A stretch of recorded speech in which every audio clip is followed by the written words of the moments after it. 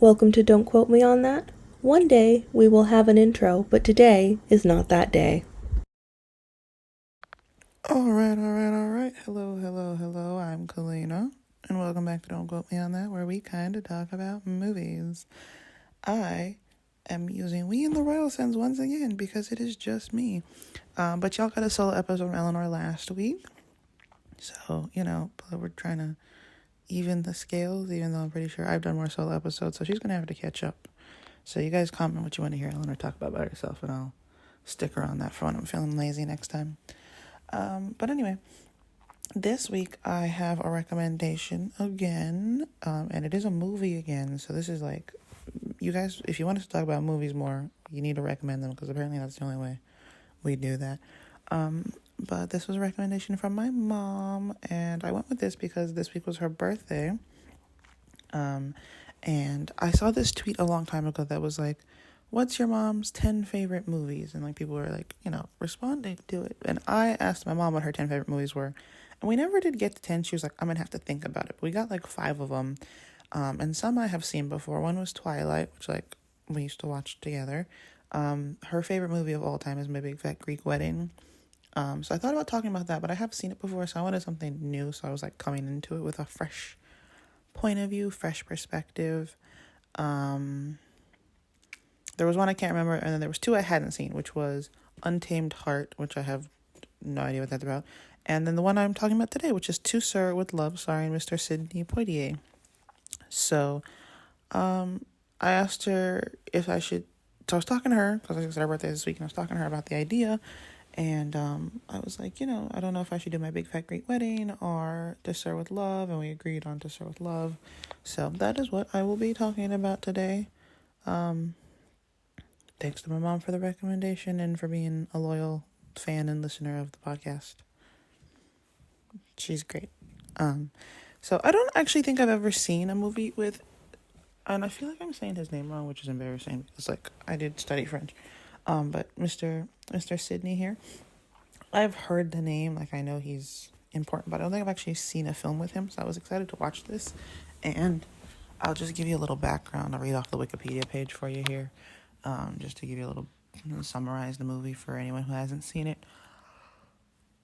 There will be spoilers, of course, but also this movie's from 1967, so yeah, older than my mom. So like, anyway, To Sir with Love is a British drama film that deals with social and racial issues in an inner city school. It's got Sidney Poitier, Christian Roberts, Judy Geeson, Susie Kendall, and singer Lulu. It was directed by this fellow James Clavell, who also wrote the screenplay, and it was based off of a book by E.R. Braithwaite. The book had the same name, and E.R. Braithwaite was a Guyanese-born British-American novelist, and for those who don't know, that is where my mom is from. So it's a nice little full circle moment we got here. Because when my mom was like, oh, I love this movie, I was kind of wondering what the draw was. So I don't know if it was just because it was popular when she was growing up. Because like I said, a little bit older than her. So like I don't know if it was still playing. But anyway, long story short, we're getting out of off topic. Good movie. I enjoyed it. So basically we meet this guy, Mark Thackeray. In the mid-60s, he moves to Britain from British Guyana, which is known as Guyana now. Because he's an engineer, but he hasn't been able to get an engineering job, so he takes a teaching post instead at this, like, at North Quay Secondary School, which is, like, in the tough east end of London, it says. I'm just trying to tide him over till he finds an engineering post. And I was expecting this to,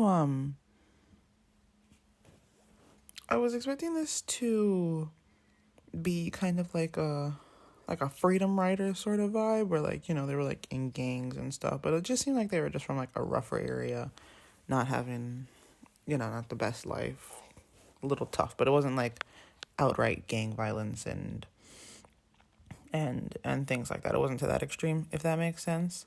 Also the song, I don't know if anyone knows the song, but there was a song written for the movie called To Sir with Love, which I have known the song long before I ever saw this. I like that song. I think it's a beautiful song. I do like that it's in the context of the movie, because before I thought it was about a weird relationship someone had with their teacher. But basically it's just about like, having an someone who's a positive influence in your life, which is a teacher. So I think it says like, how can I how do you thank someone who's taken you from crayons to perfume? So basically it's just like a teacher being a guiding light, guiding force in your life. And as I mentioned, the singer Lulu is in the movie. So she plays one of the students in the movie, but she also sings the song. So anyway, back to the movie. So I think that's a great song. We open and we hear the song playing. And so we open up and he's on the bus going to his first day of teaching, or his first day at the school. And he's sitting next to this, again, he's in London. So he's sitting next to this lady, and there's a couple ladies in front of him, and they're all chit-chatting.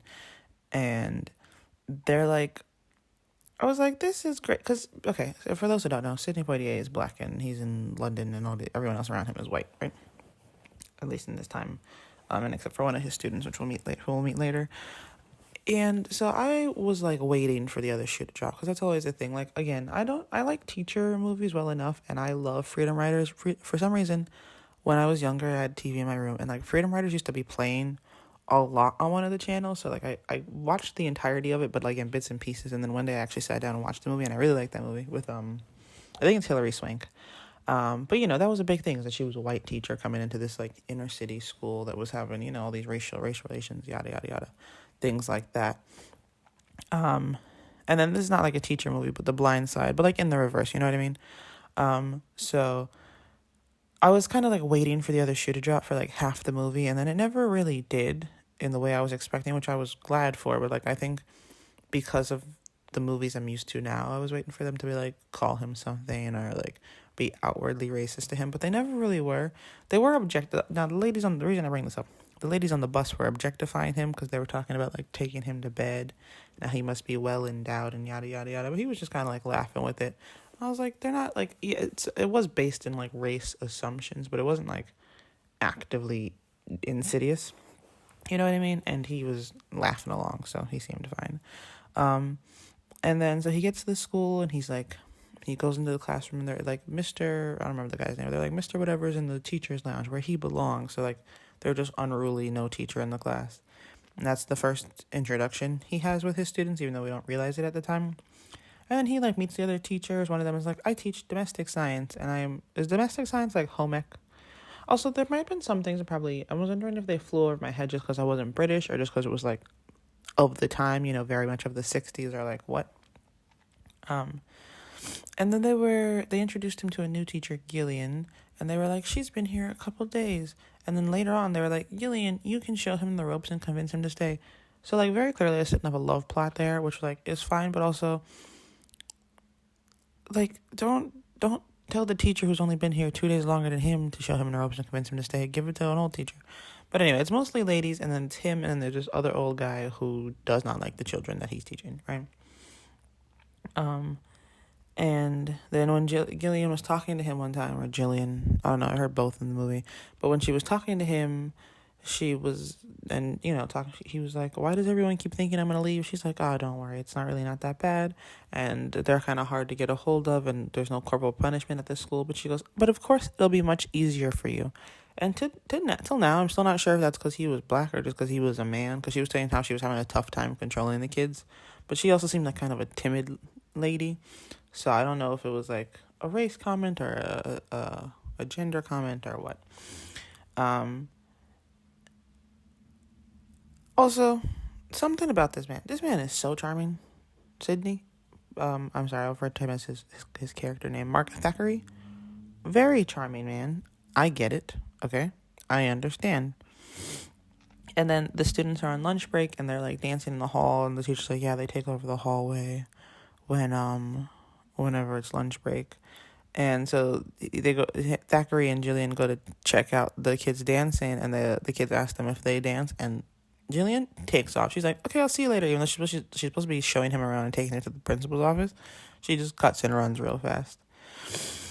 And so I got the idea this was like not a reform school, but when he goes to meet the principal explains how basically they take in students who have been kicked out of other schools, and that's kind of like their last option, and like you just do the best you can till they leave, right?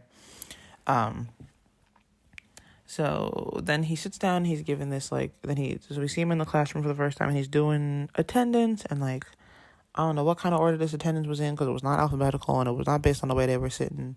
They were just going back and forth, but I think it was just a way to show us the classroom and the characters. We have a character named Denim, who I will be referring to as Danny Zuko from henceforth, because that's what I wrote down in my notes. And you can kind of tell he's the troublemaker, the bad boy, but he was dressed like Danny Zuko, leather jacket, that sort of vibe. So, we got Denim and then Pamela Dare, who kind of seem like they have a thing at the beginning of the movie, but they're kind of the two, like, leaders of the group behaving badly. And so Thackeray, like, has them go around and read something from each of their books, and one student's, like, struggling to read the words. One student, like, can't pronounce some of the words. They all pick different packages, but Pamela Dare stands up and she reads her passage beautifully. And it's kind of like, checkmate, I know how to read, but, like, also checkmate, if you're not using your intelligence, that joke's on you, right? And they're just giving him a hard time. They're cracking jokes, yada, yada, yada. And at one point he says, "It's encouraging that you have a sense of humor. It seems that you know so little and are so easily amused. I can look forward to a very happy time." And they're giving a hard time. And again, this is when I was, like, kind of, like, was holding my breath almost, waiting for them to, like, pull out something about his race. But they seem to attack him not because he was different, because he was black, but just because he was different and a new teacher. And that's what they did, is they just give their teachers a hard time because they don't really want to be there. And then we kind of go back and forth, and, like, one of the teachers comes in and she's like, "Listen, don't let them, discourage you. Don't let them convince you to leave. Like, you can do this." And I was thinking that, like, and she was like, "They're good kids." And I was thinking that being a teacher, which is, like, this is not a new idea at all, but I was thinking that being a teacher is perhaps one of the most frustrating jobs ever, and certainly one of the most unrewarding, at least in terms of, like, compensation, because you're not adequately compensated, but frustrating in the sense that one of the teachers comes and she's like, "They're good kids, like, don't be discouraged," because if you're working with kids and you see a nugget of goodness, because everyone's good, no one's, like, truly evil, especially not kids, but another nugget of goodness or potential or intelligence, but they're letting that be overridden by peer pressure or by lack of interest or whatever it is, like, or these kids' case, the circumstances they live in, they're not really putting value into their education and pursuing it. So, but just you see that little nugget, and that's what makes you want to keep going and pushing, even though it seems completely fruitless and pointless. And everyone should pay teachers more, okay? Basically, long story short. Back to the students. There was a kid that I said was dressed like Shaggy. It was mostly because he had, like, kind of long hair and a green shirt. And then a fellow that was, like, dressed like John Lennon. He's always wearing glasses. And a little bit, like, preppier, I guess would be the word I would use. But me noticing this made me realize they don't change clothes. Like, they're like cartoon characters. Like, every day, unless this is just all one very long day we're watching, every day they'll come to school wearing the same clothes. And I don't know if that was just, like, a style choice, or that was just, like, a commentary on the kind of circumstances these kids live in, if it was, like, normal at the time. I don't know, but, like, I noticed that because, like, one girl, the one played by Lulu, was wearing this bright purple dress every day and these pearls. Pamela Dare was always, like, in this beige outfit. Danny Zuko lookalike was always wearing his, shirt and leather jacket. Shaggy fellow always had on a green shirt. John Lennon wannabe was always wearing the same fit. So, I'm kind of on the same theme of, like, waiting for the other shoe to drop. I was surprised because they didn't seem to give him too hard a time. Like, he would talk and he would be like, "Now turn to your books," and they would listen. They would, like, grumble and, like, resist, but they would listen. So I was like, oh, I think they're being, like, pretty agreeable, all things considered. And then the teacher who didn't like his students, the old guy, was like, "The worst is yet to come. They're giving you the silent treatment now." And I was like, oh, yeah, because that makes sense. Because I was expecting them to be, like, outright rude and refuse to do their work and yada, yada, yada. And then the old teacher was talking kind of about, like, beating the kids and how corporal punishment isn't allowed and how they need a good hiding. That's what he said. And, like, beating children doesn't make them better and behave better. That just makes them scared of you. It's like, yeah, they might behave better in the short term, but it's not because they've learned their lesson or because they've learned proper behavior and respect. It's because they're scared of you, so like don't beat your children, right? And the male teacher all kept making like black magic and voodoo jokes. Again, don't know. I'm gonna stop bringing up the race thing after this, but I don't know if that was like a race thing. When I went to watch this movie, my mom was like, "I'm sure you'll have lots of thoughts about it," because when I watch older stuff, I do have a tendency to harp on the things of the time that were culturally appropriate and are no longer culturally appropriate. But not that I think racism was ever like culturally appropriate, but you know what I mean. And so the one time, so he's been to school for a couple of days, not really specified how long he's been there, but we've seen him teaching a couple times and having a tough time. And one day he goes into the classroom and something's like in the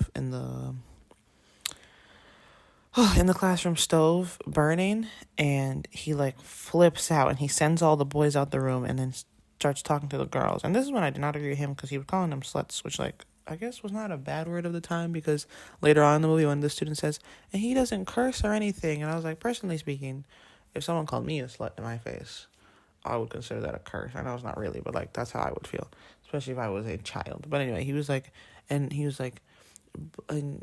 you know, you all are terrible, and there's some things that should stay within your home. I'm going to leave this room. When I get back, this better be cleared out and the smell gone. And I was like, what? We didn't see what was in the stove, so I was like trying to figure out what the heck was in the stove. But anyway, it was the correct term is a sanitary towel.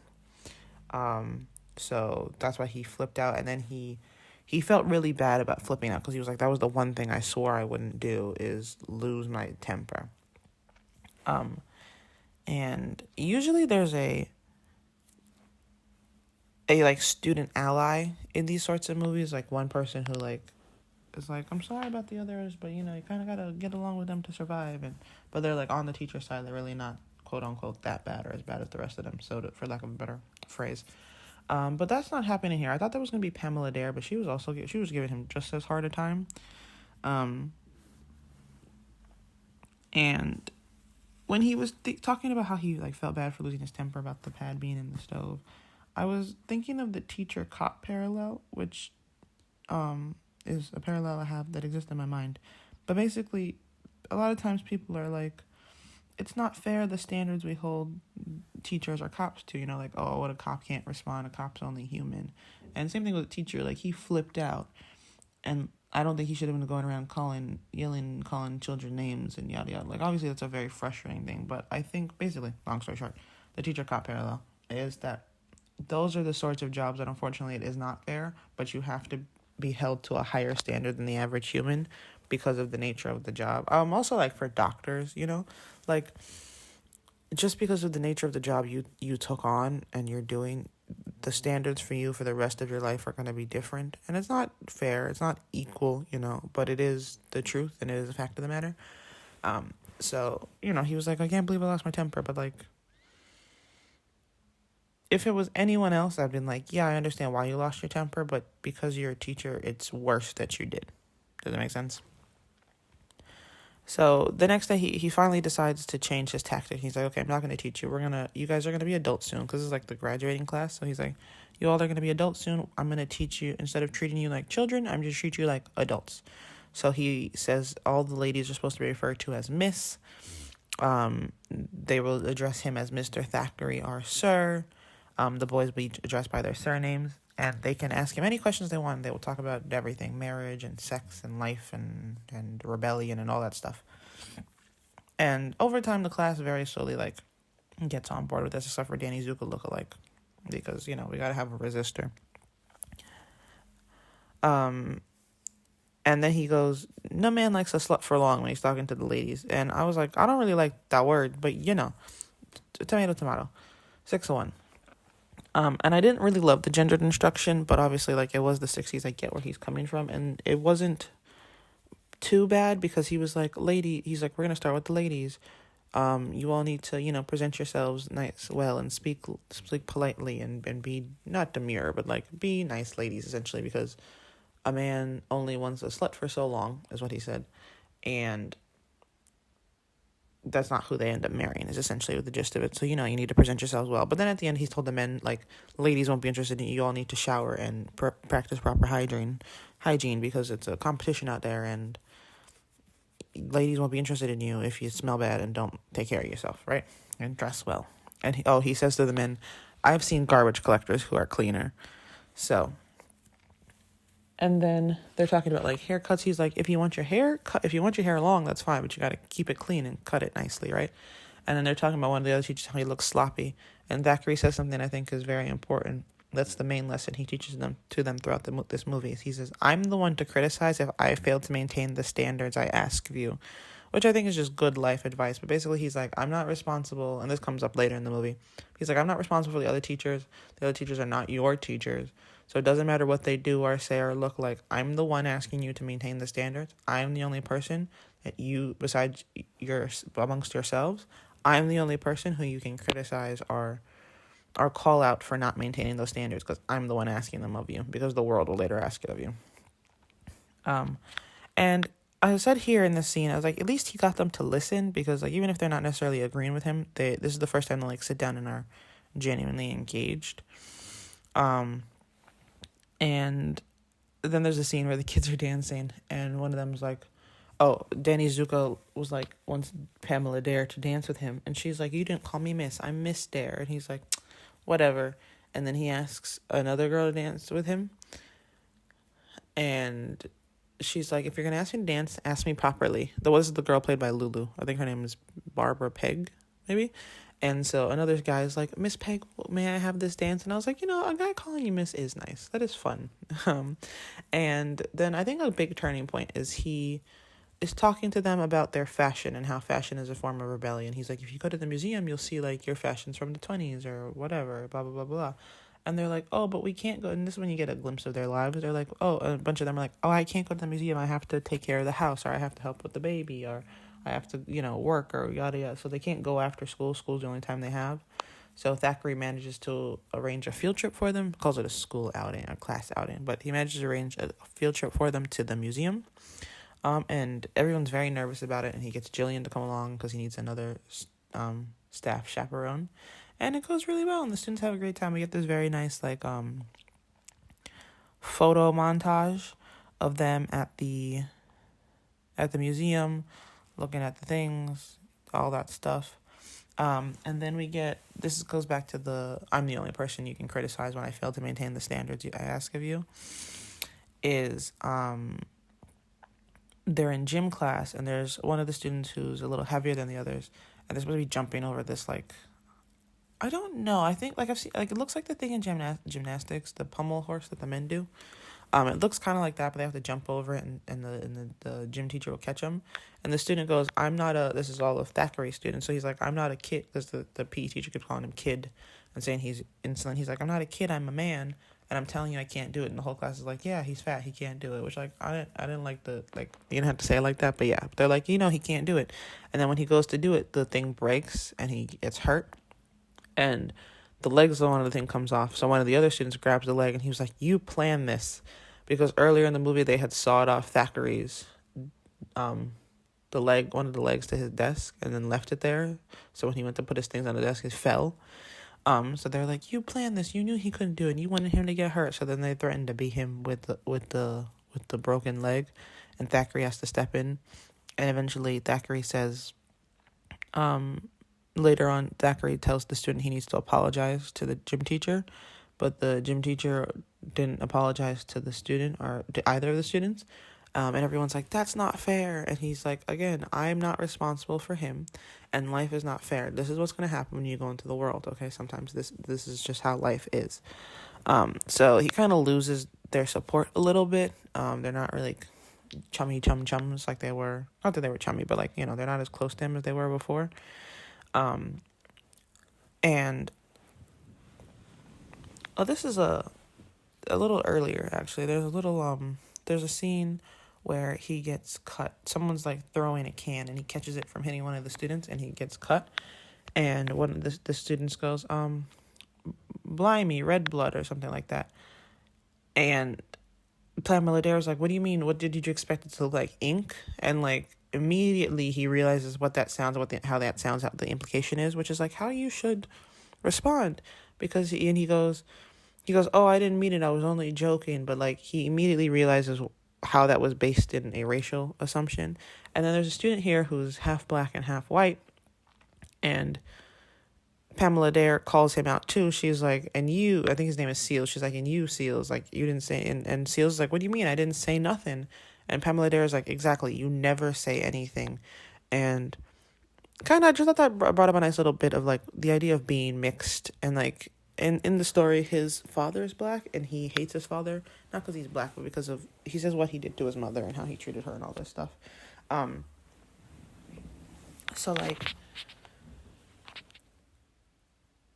yeah, but being mixed is like a tricky thing, and you want to fit in. And I don't think Seals was like white passing, as the kids say, in any way. But like, you want to fit in so badly, it's easier sometimes to sit back and pretend that part of you doesn't exist.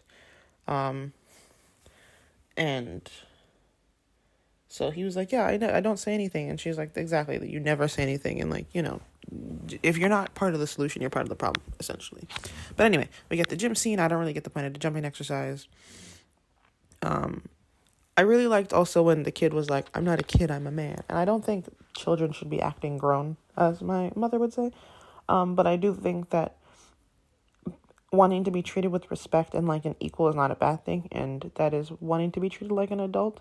But I think respect goes two ways, especially when you're dealing with children, because, or like, if you're in a situation where there's a, for lack of a better phrase, power imbalance, because inherently it's expected that one of you will be treated worse than the other. And like, kids don't get respect and kids don't get heard very often. So I think especially when you're dealing with children, it's 10 times more important to be showing them respect than it is to a fellow adult.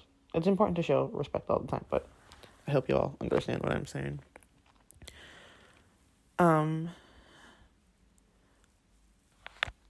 Another thing I thought was interesting is that Danny Zuko lookalike was Seal's mother dies. The mixed kid, his mother dies. And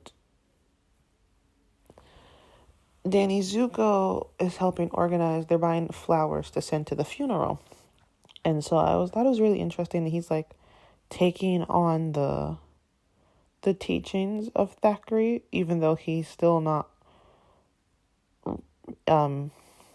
like, he doesn't, like, he has a hard time, or not a hard time, but like he puts up a resistance to calling the ladies Miss and calling Thackeray Sir, but he's still like kind of the leader of the group and kind of guiding in that sense. So I thought that was interesting. He's like kind of taking the teachings while also being very resistant to the teachings.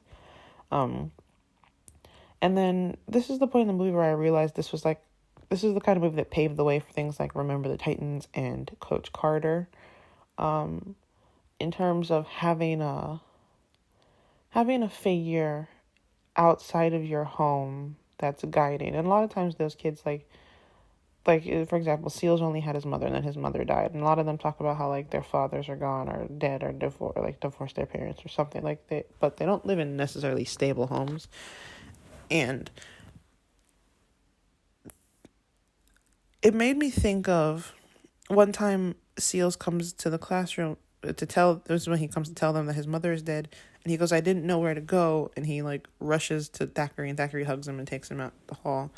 And it made me think of that whole argument that children need a mother and a father in the home, because it takes a village. Even if you have a mom and a father, it takes a village to raise a child, and children need a range of adult or like older role models in a diverse way, and not diverse just in race, diverse in teachings and background and thought and like all of these things and age. Like, so even if you have a mom and dad, I don't think you could have just a mom and dad and turn out fine. You need your teachers, you need older siblings and aunts and family friends to like guide you and show you different ways of life and different ways of teaching. Because like, a lot of the parents, there's a scene where the parents he's in the market and the parents like help him skip the line and they save him cake from family members' weddings because they're so impressed with what he's done with their kids, because it's things they couldn't do for their children, partly because they're not there, because they're working trying to provide for the children, partly because they just don't have the tools and the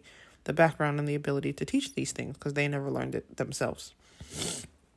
So anyway, but then there's this whole thing about how the Thackeray asked them if they're gonna take the flowers to the funeral or take the flowers over to him, and they're like, oh, we can't because there'll be gossip because Seals is half black if the girls go over there.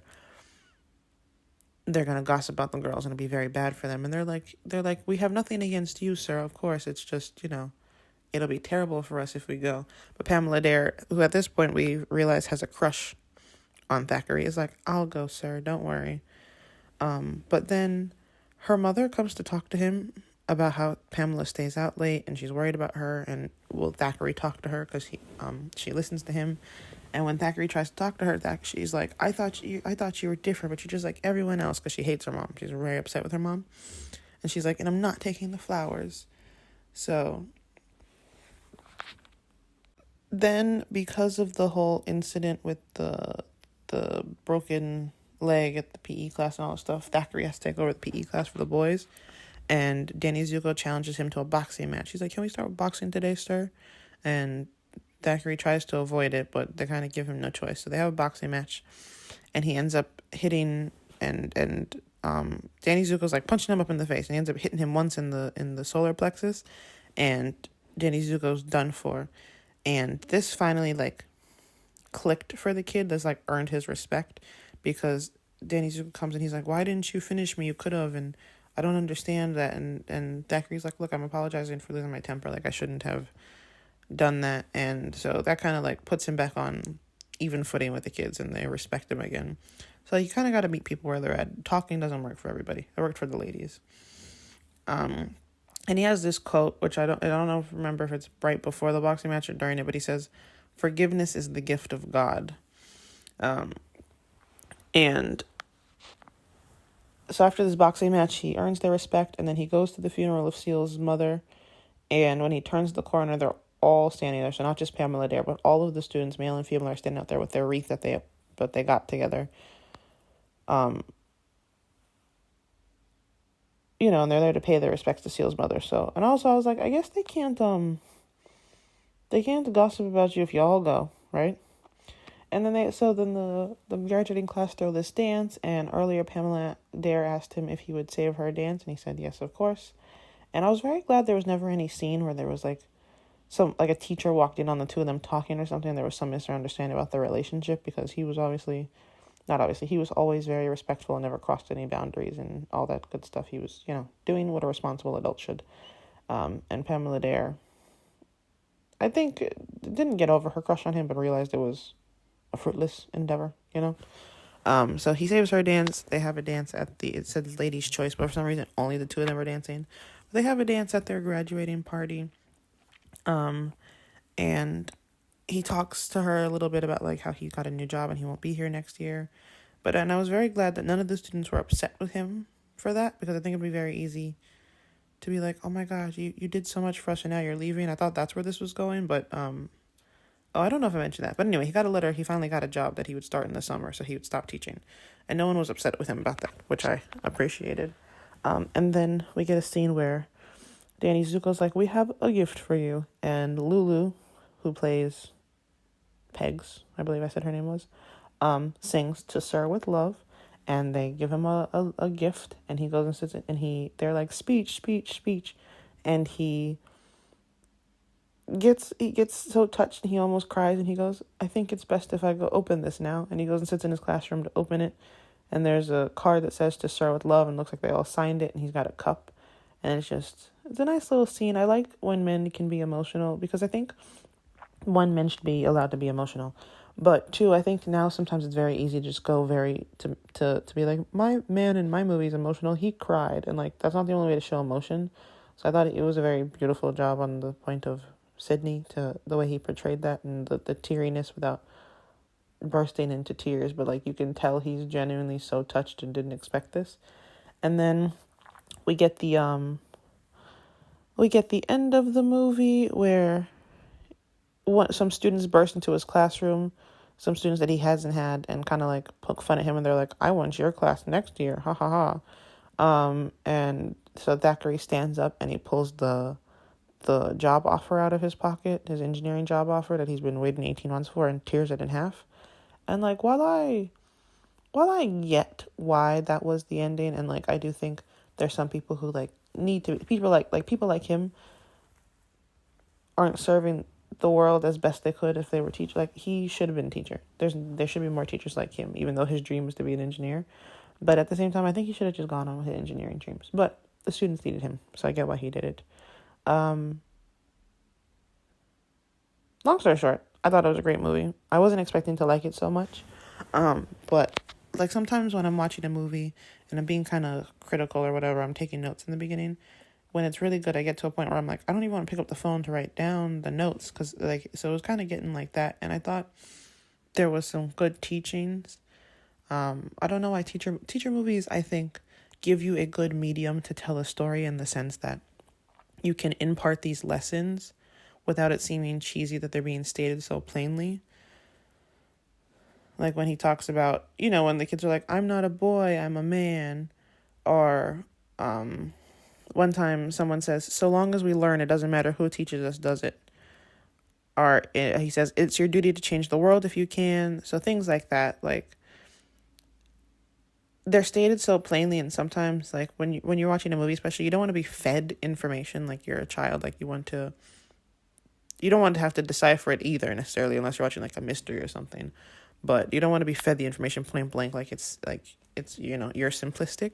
So I do think teacher stories give you the vessel to do that. And also, again, the whole it takes a village to raise a child argument, like, yes, Thackeray was the defining force in their life, our guiding force in their life, but like they wouldn't survive in the world if they only had Thackeray, or if they only had their mother, if they only had their father, if they only had a mother and a father. Like, you need people in your circle. And like, as you get older, I don't think it's just older people. Like, now in my 20s, I learn a lot from my friends who are even a couple years older than me, because I especially think between, like, I'd say like maybe 17, 18 to like 20, you're maybe even your late 20s. I haven't gotten there yet, so I'll keep you updated. But like that sort of age, like 18-year-old me and 19-year-old me, big difference. And that's just a year. So that's what I'm trying to say is, like, you grow a lot very quickly in those years, versus I think the difference between a 30-year-old and a 31-year-old isn't as large as it is between a 20-year-old and a 21-year-old, 23-year-old me and 22-year-old me, completely different people. So can you imagine 20-year-old me, 23-year-old me, and 20-year-old me even, or 19-year-old me? 19-year-old me was in college and, all this stuff. So like, I finished and I've traveled the world, yada, so like, basically, you need a lot of role models in your life. I really like this movie. I think everyone should watch it. My mom recommended Guess Who's Coming to Dinner Next, I'm pretty sure. So I'm going to check that out. And if I like it, maybe I'll talk about it here next time I'm alone. If anyone has any other recommendations, I like old movies. I don't actually watch as many as people seem to think I do. But I really like Audrey Hepburn. So I watch a lot of Audrey Hepburn movies, so those end up being old movies, obviously. But I really like Sidney Poitier. I think he's just a dandy fella, really. So I'm gonna watch Guess Who's Coming to Dinner. If anyone else has any other recommendations, please let me know. I'd be happy to watch them. And even if you don't want to watch this movie, I would recommend listening to the song "To Sir with Love" by Lulu. It's very good. If you've had a teacher in your life like Thackeray or something similar, it will hit you right in the heart. And it's a good song. So hopefully next time Eleanor and I will be together. If not, you'll get one of us and we'll have something to tell you. So thanks for listening. I have been Kalina. This has been Don't Quote Me on That. You can follow us on our socials on Instagram and TikTok. We're at Don't Quote Us on That. And on Twitter, it's Don't Quote Us 27. So we're always happy to chat there or anywhere really. So yeah, I'll see you guys next week. Thanks. Thanks for listening. Don't quote me on that. One day we'll have an outro, but it's not today.